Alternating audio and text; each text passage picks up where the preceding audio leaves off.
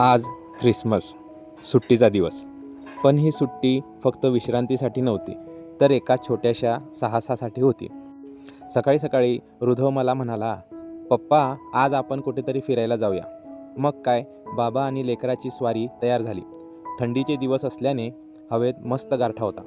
भवानीनगरपासून साधारण 30 किलोमीटर अंतरावर असलेल्या आगाशिव बुद्ध लेणीला भेट देण्याचे आम्ही ठरवले. थंडीत वाफाळलेला चहा घेतल्याशिवाय प्रवासाची मजा येत नाही.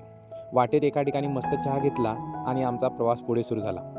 अंतर थोडं जास्त होतं, त्यामुळे उद्धवची उत्सुकता शिगेला पोचली होती. "पप्पा, आपण कधी पोचणार?" हा त्याचा प्रश्न सारखा सुरू होता. लेणीच्या पायथ्याशी पोचलो, गाडी सावलीत लावली आणि खऱ्या ट्रेकिंगला सुरुवात झाली. समोर होत्या तब्बल 300 ते 400 दगडी पायऱ्या. उंच डोंगरावर वसलेलं हे ठिकाण पाहून आमचा उत्साह द्विगुणित झाला. रुधव अजून लहान आहे, त्यामुळे त्याच्यासाठी ते मोठं आव्हान होतं. कधी तो पायऱ्यांवरून दमून बसायचा, तर कधी मज्जा करायचा, तर कधी "पप्पा, पाणी हवंय" किंवा "काहीतरी खायला द्या" म्हणून हट्ट करायचा. मग आम्ही मध्येच सावलीत थांबून थोडी विश्रांती घ्यायचो आणि पुन्हा चढायला सुरुवात करायचो. अखेर आम्ही वर पोचलो.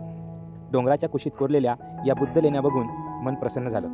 तिथे जवळपास 1 तास आम्ही फिरलो, लेण्यांची माहिती घेतली आणि प्राचीन इतिहासाचा अनुभव घेतला.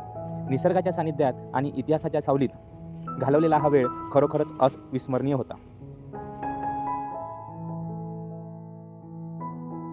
उम्मीद, कहते हैं उम्मीद नहीं छोड़नी चाहिए. आपकी जिंदगी में अगर आपको किसी मंजिल से मोहब्बत है, अब वो कोई काम हो सकता है, कोई इंसान हो सकता है, कोई ख्वाहिश हो सकती है, तो बस उससे जुड़े रहो. उतार चढ़ाव आएंगे, अच्छा बुरा वक्त भी आएगा, लेकिन एक ना एक दिन आपकी मंजिल आपको जरूर मिलेगी. बस हारना मत यार.